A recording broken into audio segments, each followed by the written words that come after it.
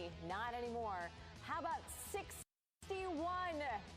Aaron Judge had gone 7 games without hitting a home run. He'd gone 34 plate appearances without hitting a home run. Reset that clock.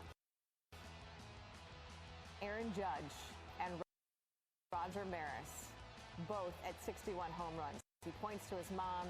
She blows him a kiss as he's rounding the bases, points back at her. The game was tied at 3, by the way. It's not tied anymore. Now let's take a look at some of the other players involved.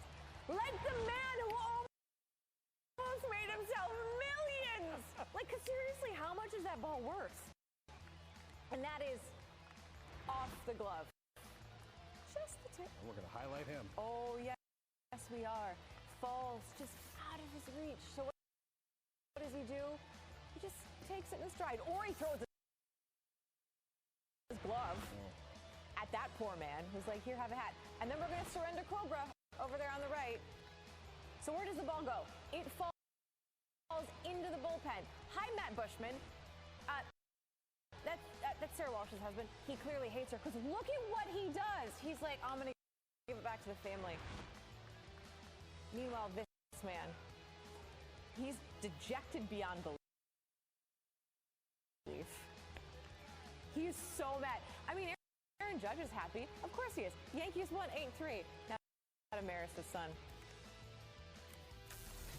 I think it gives people a chance to look at somebody who, should be revered for hitting 62 home runs and not just as a guy who did it in the American League. He should be revered for, being the actual single-season home run champ.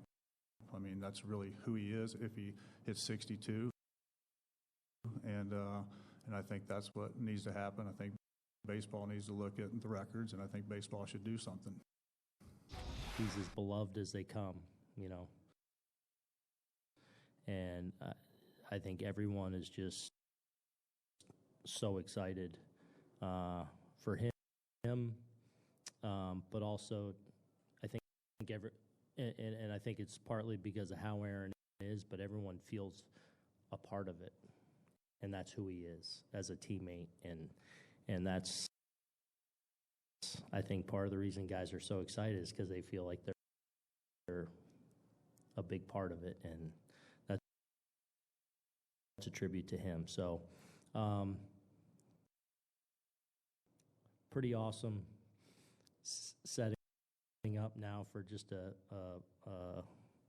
an amazing atmosphere, I'm sure, again in the Bronx starting Friday night, and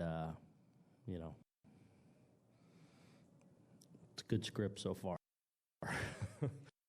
Hey, what a night to witness some history, and Marley Rivera right in the middle of it. Marley, you've been following this man all week. So how has Aaron been dealing with, the outside noise and just, getting number 61 over with,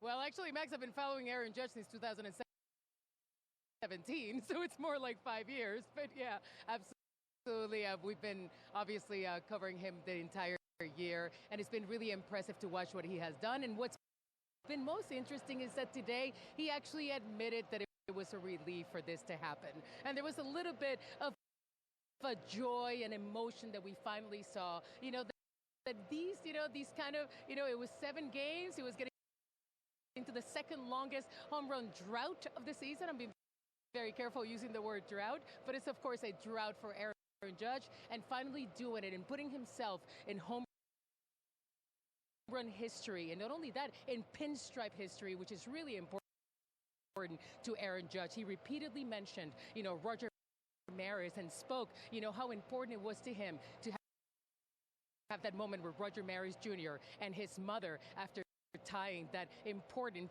record of 61 home runs. And of course, he already had the right-handed hitter record in the AL, and now we see what he's doing right now, and it's just really incredibly impressive, and he admitted it right now. It's it's off his back, and now he's going for 62. How do you get that ball back? Well, that was an interesting story. So in the beginning, we actually saw the ball go in the bullpen, which is like a dream scenario, right, for these kind of situations. We know that Pujols didn't even rescue his 700th ball and so on.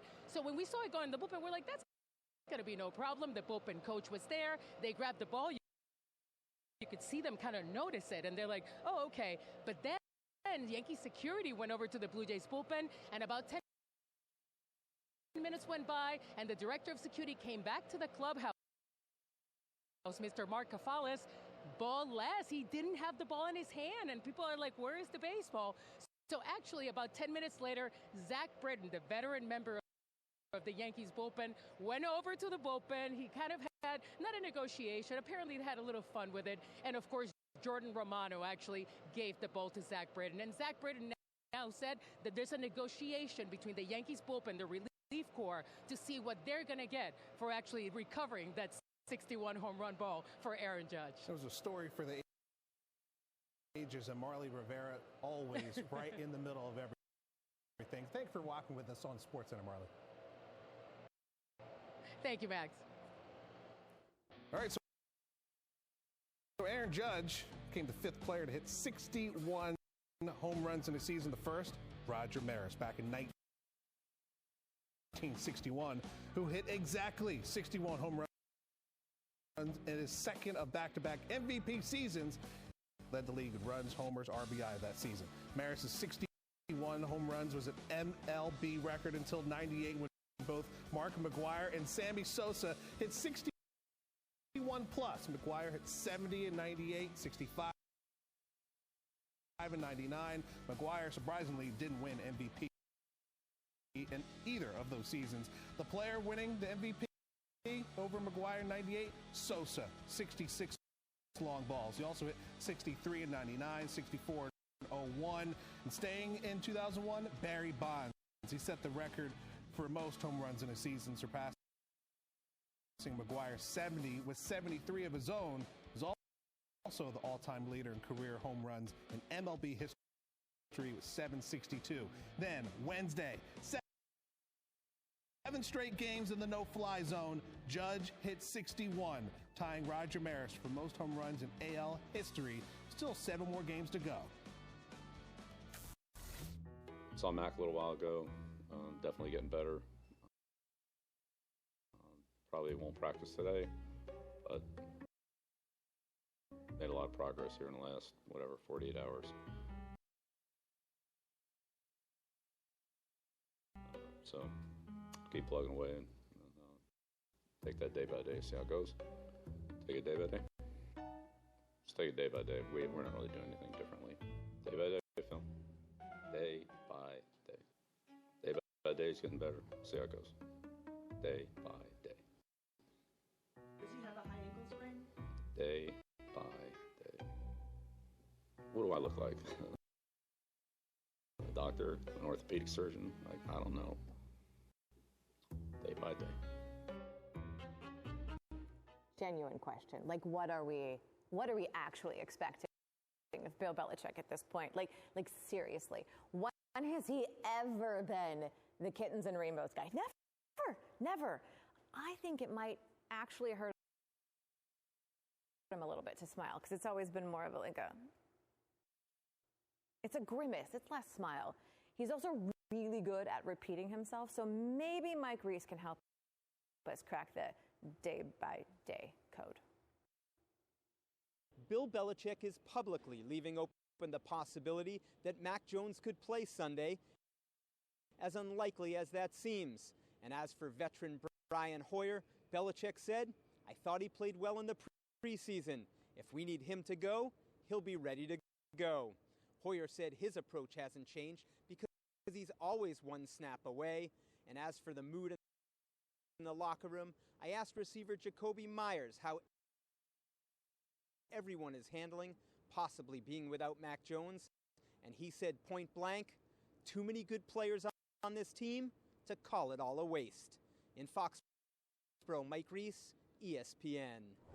If Brian Hoyer does start this week, it's worth noting that Hoyer has actually lost 11 consecutive starts. That is the longest streak among currently rostered quarterbacks. His last win, well, that came in 2016 against the Bears. More questions about Hall of Fame quarterback Brett Favre. Tax records show Favre's charity donated over $130,000 to the University of Southern Mississippi Foundation while Favre was raising money for a new volleyball facility for the school where his daughter was on the team. Favre for Hope, whose mission statement says it provides support for disadvantaged and disabled children and breast cancer patients, receives public donations. That's what Favre's attorney Bud Holmes told ESPN Wednesday night. Quote, "Those particular things, donations, I don't know. But I know he has always given back, something most athletes don't do." Coming up on SportsCenter, the longest was 465, the shortest 355, the most significant 61. You're going to see them all coming up on SportsCenter.